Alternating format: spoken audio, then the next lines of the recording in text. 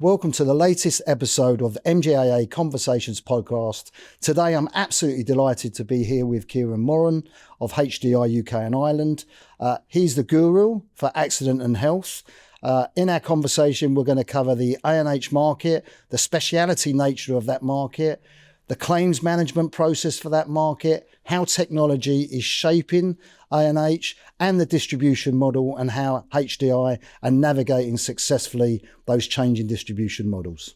Okay, well, no further ado, let's get into it. So HDI, UK and Ireland, big organisation, deploy capital. Just share with us, the current sort of MGADA strategy which HDI are looking to deploy. Yeah. So HDI Global Specialty has been on an incredible growth journey over the last 5 or 6 years, and MGAs have played a real crucial part in that growth. Probably half our portfolio within the UK comes through MGA partners. The rest, as we call it, single risk, open market placements. We like short tail, we like long tail. We can write a worldwide book. Depending on the class of business, it would be dealt with in the UK, or it might be dealt with in one of our overseas offices. We have a broad array of appetite by line of business. I'm personally responsible for accident and health, but I have colleagues within the branch who look after other lines of business, such as property, some of the casualties, and so on. We have a team in Hanover that look after our US portfolio, and then we have branches in 10 different locations around the world, most of which have an ability to handle MGA, DA type business. And when you look, I'm keen to come on to your own area of speciality, because that is certainly something which our listeners, may know a lot about, but may know not a lot about. And I'll be one of those in terms of that A&H. But just taking a step back from that, when you look at, your split of MGA and single risk business, do you see sort of a direction of travel that the MGA will actually start to outstrip sort of single, or would the business look to consciously try and keep that balance in terms of single risk and sort of deploying capital? Yeah, so specifically with regards to accident and health, we see the vast majority of the portfolio through MGA partners. Yeah. It's the way that we're able to scale up. It's the way that we're able to get volume on the books. And we're a very data-driven organisation. So that's the sort of MGA partner that we seek. Yeah. One that's got the distribution network underneath them that they're partnered with, that's producing the business into them and ultimately into ourselves. But one that's also receptive and collaborative, if you like, with regards to data initiatives. We like to identify, and working very closely with the MGAs, identify cohorts within their portfolio and the trends that are then within each of those cohorts, and have a very collaborative approach in terms of what we're observing, the direction of travel of that cohort and of the overall portfolio, and then working together in order to pull the levers in the right direction to maximise the result for all parties. Let's drill down to A&H. So if I may ask you, if you could start in terms of economic factors, and this is a CII introduction to A&H, that would be great. And then perhaps build on, the UK and wider market, because it is actually quite a speciality. I think when you look at it, we've got MGAs who do A&H and that bit, we don't have lots of doing that and that bit. So you're an expert in that field. So, just give us that sort of picture portrait of A&H as a product and as a class. Yeah. So within HDI, we identify 18 different types of accident and health products. Okay. And if you were to group them into one of three, we would call them either an accident-related product, a travel-related product, or a medical health-related product. Probably most places start out focusing on the accident and the travel, personal accident, business travel, then perhaps some leisure travel. And then the health side is a specialism, if you like, within the specialism. Yeah. So it's an area that we built our portfolio, and everywhere really I've worked over my career, it's been more of the A and the T, the accident and the travel. Right. Health is a specialism. IPMI, PMI, so private medical insurance, international private medical insurance. That's something that we at HDI deliberately diversified into about 5 years ago. We had a good book of the accident and travel stuff, but we wanted to grow it. We wanted to balance, we wanted to diversify. So we identified a couple of experts in that space, got them on board, and now we started growing with some MGA partners. And that part of our book is all exclusively MGA partners. Right. In building up a book worldwide of PMI and IPMI type business. And when you look at, saying for now, most classes are suffering in a soft market. So I'll be interested to know what the market conditions are like in terms of A&H. Yeah. Distribution, I know you're distributing through MGAs, as you've sort of shared. Where does that, is it predominantly broker orientated, that that area? So what's your sense and experience in those areas? Yeah, so in terms of the cycle, I'd say there isn't one, say, global single cycle. It very much depends on the region and the product. So PA in one region could be having a totally different experience to PA in another region. Ditto all the other products underneath the accident health suite.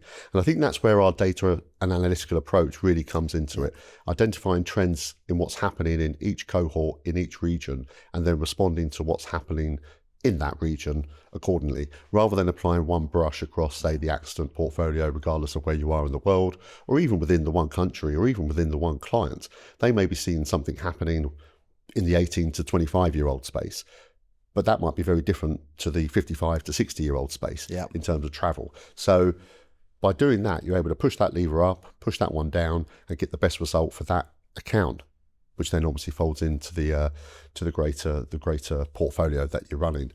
In terms of distribution partners, we do rely. We see probably about half of our portfolio comes through brokers via the MGAs. Via the MGAs, and then half direct, just with the MGA themselves coming to us, to myself and my team. They then will have their distribution network underneath them through which they're seeing the business, writing the business on our behalf. We allow them to take care of that relationship, that day-to-day trading that's going on. They'll be working within the underwriting guidelines and the framework that we have agreed, before inception. And then we will, of course, be applying the oversight and the sort of monthly and quarterly reviews to check where everything's tracking. And just circling back, the typical claims model, Kieran, is that specialist TPAs? Is that something HDI like to do in house? What's the preference? In terms of the A&H market. Generally. Yeah, from our perspective, in terms of our portfolio, most of it is external TPAs working on the blocks of business. As we've grown the portfolio over the last 6 or 7 years, a lot of that business has come with a TPA attached to it. Sometimes that TPA is in-house within the MGA. Sometimes they're a totally independent third-party TPA. Either way, they go through an onboarding process that's not dissimilar to what we do with the MGA and the bit that they're doing in terms of marketing, onboarding, administration of the policy front-end side of things. A similar process will happen with the TPA at the onboarding stage, and then both parties will go through the regular reviews and a more formal annual audit and so on. But yeah, from our perspective, probably if not all of the MGA arrangements we have either an in-house or a third-party TPA attached to them. Our claims team internally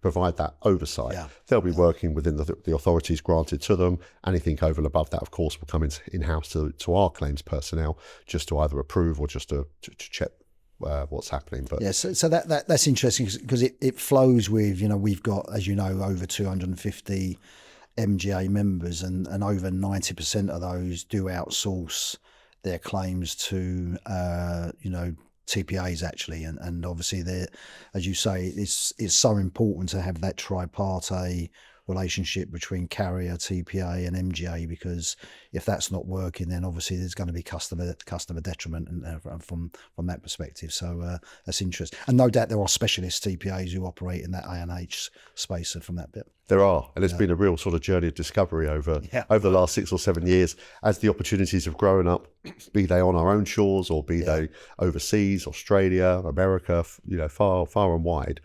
Discover all the TPAs and the specialisms that they have for the particular product that we're talking within the A&H suite of products. Yeah, interesting. So let's sort of pivot to technology. So, lots of talk about AI. I always like to mention the word bordereau because I always like to sort of test the sort of water around, electronic bordereaux, or, is it still Excel spreadsheets? So when you look at, your particular speciality in A&H, I suppose first thing is, how advanced, if at all, you see the technology sort of processes and solutions, and does that include AI? And probably, where do you see that next going in terms of from that technology sort of, improvement? Yeah, it certainly does involve AI. The way I think we see it at HDI is controlled and sustainable. Right. So not rushing into it, but looking to use AI where it can add value. Something like formatting. So formatting the bordereaux that you referenced there, be it the premium bordereaux, be it the claims bordereau. I think AI has a great value to add in terms of taking away some human tasks in that sense, and then presenting something in a format to the claims assessor or to the underwriter to be able to more readily assess, and saving them time. So we see it as a partner in transformation is a term that we use within HDI for AI and technology type changes. Simplifying processes, making those processes more efficient to ultimately give us a better customer experience to our partners. And do you see that yourselves, HDI, are ahead of the curve in terms of your MGA partners, so that you're running slightly ahead of them of how they can? So you make this, for example, if you've got the tools to ingest data, but the MGA at the moment hasn't got that capability to API and ingest it. Do you find yourself on that, or are you on a level playing field with MGAs in this space, or some MGAs actually slightly ahead of where HDI are? Yeah, it's a really good question, and it's probably a good blend of all of those. Right. So we're currently in a phase of what we call power of data. So we're looking at the data that we're currently receiving from our MGA and TPA partners. There's a utopia. You would ideally get everything in this format, but one size fitting all doesn't work. Simply, we'd all like it to one day, but ultimately that MGA, that TPA will have their own system, and they're capturing what they're capturing. And then we're all trying to use AI and other techniques to get it into ideally a one size fits all, but something like that. We're looking at what does utopia look like, and then what are we currently receiving, and how best can we close the gap, recognizing that utopia is probably unattainable, but there's something in between the two. And we're working with, say, those partners who are on their own journey. Some of them, it's a big investment, of course. It's a big investment by our MGA and TPA partners in order to invest in technology, invest in software. And if they happen to change carrier after a few years, that next carrier might have a different set of requirements to the previous one, which then requires perhaps more investment by the MGA or TPA to give them what they want. So we're very cognizant of that, which is one of the reasons we look for long-term partnerships as well, to reduce the attritional spend for everyone, for us and for the MGA. You may not thank me for saying this, but I'll say it on behalf of our members. Where there's that synergy, and as you referenced, that reduction in costs in terms of where it's seamless and it's AI, then the natural financial model between yourself and the MGA will reflect the fact that there's no sort of heavy lifting or whatever in terms of rekeying of data, and that's where there's obviously the incentive for all parties to try and remove that frictional cost out of trading together, isn't it? And as you referenced, bordereau and other ingestion of data sometimes can be clunky. And you say, well, we just can't ingest it without rekeying. And of course, that no one wants to be rekeying at the end of the day, do they? That's right. Anywhere where we can identify efficiencies and implement those, it's a win-win all round. Yeah. But it's an interesting time. It's an interesting time in that whole AI and technological transformation journey that the industry is on right now. Yeah. But I'll probably bring it back to that gradual and sustainable type ethos to it all. Make sure it works, because ideally if you do it once and do it right, it's better than doing it and then having further iterations and updates and rewinding perhaps further down the track. Yeah, and I think that is a great point, because I ask and our listeners will know this from many episodes, and we talk about AI and we talk about the dangers of organisations, wherever they are, cutting checks before they even know what they want actually from the technology, and then all of a sudden they realise that the technology isn't actually what they hoped it was going to do actually. And to be fair, a lot of our technology supplier members are very, very conscious to ensure that when they talk to our members, that they ensure that the members know exactly what they want out of the technology before they write out a check. And I think there is more maturity in the market now around instead of the arms race that I have to be doing AI, even if it doesn't do me any good. Actually, well, I need this process. Can it do it? What we're going to get out of it? What's the savings? And do it that way. And clearly that's something HDI are doing in quite a good way. So Kieran, I'd like to sort of, pivot towards talent, if I may. Really interested for you to share your journey about how you got into the A&H underwriting, because in my view, it's probably not a common place you start from, and you probably evolve into that. So that's the first thing. And secondly, in terms of how you would see what's attractive about, joining A&H and that as a particular sector. And just thirdly, generally, your views from an industry perspective about, are we doing enough? Should we be doing more about, both retaining and attracting sort of, new talent into the industry? So start off with your own journey, because I'm sure we'll be interested in that. Yeah, so probably like a lot of people my age, I fell into insurance about 33 years ago. Didn't quite know what I wanted to do. I didn't want to go to university. Fell into reinsurance initially. So the first half of my career was reinsurance.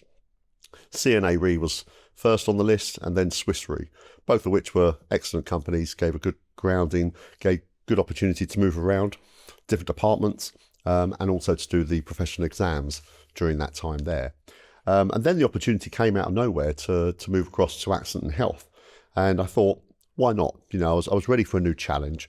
I'd move roles probably every 3 or 4 years during the first sort of half of my career, and I thought I'd give it a go. And it is a very interesting line of business. It feels more real than perhaps some lines of business. You're dealing with people, it's accidents, it's travel, it's medical situations. So perhaps, for me at least, it has a bit more of an interesting dynamic to it in that way. I would recommend it as a line of business for young underwriters to get into for those very reasons. I think you have an opportunity to work across a variety of products. Yeah. I mentioned earlier we have something like 18 different products, so it's not just 1 or 2 products. It's a lot of things to look at, whether it's accident related, travel related, or medical related. In terms of attracting talent to the industry, I think the industry's kind of always struggled, perhaps, compared to other financial services industries, to be looked at as attractively. Perhaps it's looked a bit traditional, perhaps dull compared to some of the other industries. I think a lot of good work has been done in recent years in trying to address that and trying to attract the younger generations, and continues to be done. HDI recently joined as a sponsor the Destination Insurance Charter initiative that Insurance Times launched in January, didn't it? That's right. Yeah, it did. Yeah, with of course the view to attract talent to the industry, make a clearer pathway for them through our industry to also continually to professionally develop people that are already working within our industry, and also just to, I think, raise awareness about the inclusive nature of the industry as a whole. Great. Yeah. So I think a lot of good work's been done, and a lot of good work is continuing to be done right now, and hopefully that will address the balance of the view that insurance can be just as an attractive industry for someone to work in who wants to work in financial services. Yeah, and again, credit to HDI. I'd be remiss of me, because you're also a sponsor with the Underwriting Agencies Council in Australia, actually, where you've were sponsoring their Leadership Academy, because well, I know the CEO there very well, and she couldn't talk highly enough of what HDI are doing around that leadership. So I think it's fantastic, and credit to HDI in terms of doing all they can in terms of attracting new talent, both in UK and Ireland, and as far as field as sort of Australia as well. So that's great. Just before I sort of move off of the career and talent thing, and thanks for sharing your own journey. Would you give any advice around what is there a natural stepping stone if you're currently in the insurance sector to then go into A&H, or actually can you enter A&H from casualty, property, private motor, home, or whatever? Is there something you would say that there's a correlation? Just out of interest for our listeners. I think there probably is some lines of business that are more closely correlated, like employers' liability. Right. That would have some similarities to accident and health. But I went from property and casualty reinsurance to accident and health insurance. Right. So I think as long as you've got a good base knowledge of insurance stroke reinsurance, you worked in the industry a few years, so you know the jargon, the lingo, it's why not? If you know what you're talking about, it's units of people, units of travel, perhaps compared to units of properties and sums insured. It's just a different way of measuring the risk. And I think that transition can be made if the opportunity presents itself. Excellent. Okay, so we're coming to a close. So I always ask this question. So if hopefully we're sat here in 12 months' time and we're having the same conversation, December 2026 or January 2027, what would you hope to be able to share in terms of what, A&H in particular has achieved under sort of your leadership in HDI? Yeah, I think sort of recapping, I suppose, on some of the points we've spoken about today, I'd like to think that the good work in terms of attracting and retaining talent within our industry has continued and gone another notch along where it needs to get to. I'd like to think that the usage of AI and technological advancements has continued on the path that it has, and that it has been gradual but sustainable usage of those methodologies. And I'd like to think the collaboration, which I think is already good and strong, between MGAs and carriers has continued and gone that step further. I think the work that you guys and your team do within the association is very valuable. Getting these topics discussed, I think, is really valuable for all parties. So, I think if the common focus of everyone is kind of continue to be talked about, and that we're all continuing on that journey to collaboration ultimately. And presumably HDI Accident Health is open for business for new opportunities as well. We are. The growth targets don't seem to get any smaller, so we're very much open for business. Okay. Well, on that note, we'll leave it here. Kieran, thanks very much for your time. Thanks very much for your insight, and look forward to catching up again soon. All the best. Thank you, Mike. Thank you very much for listening. The MGAA welcomes all feedback on all our episodes, so please get in touch. Please get in touch with any suggestions on topics or new guests. And don't forget to subscribe on your chosen platform so you don't miss out on any of our future exciting episodes.